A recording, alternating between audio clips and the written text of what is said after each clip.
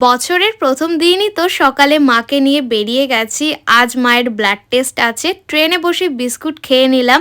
আমাদের এইদিকে যা শীত পড়ছে মনে হচ্ছে কয়েকদিন পর বরফ পড়বে। মা এখানে ব্লাড টেস্টের জন্য দাঁড়িয়ে আছে। মায়ের তো একটু ভয় ভয়ও করছে। আমাদের খাবার বাড়ি থেকেই নিয়ে এসছি।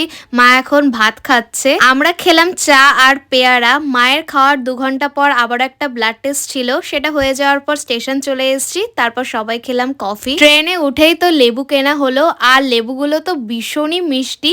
বাবা আবার বলল বাবার কাজের ওখানে যেতে, তো সেখানেই যাচ্ছি।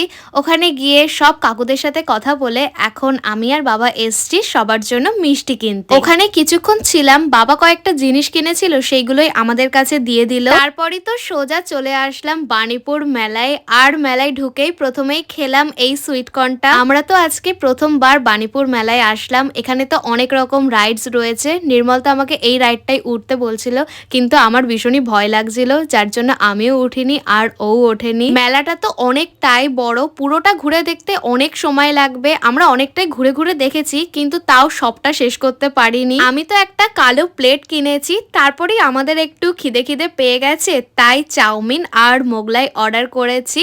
মেলার খাবার হিসেবে এই দোকানের খাবারগুলো বেশ ভালো খেতে। এখন তো সন্ধে হয়ে গেছে, সাথে ভিড়টাও অনেক বেড়ে গেছে। সব রাইডস গুলোতে লাইট জ্বালানোর পর দেখতে ভীষণ ভালো লাগছে। আর এই হলো সেই ভয়ঙ্কর রাইডটা। এটাই যারা উঠেছে তাদের সত্যি অনেক সাহস আছে।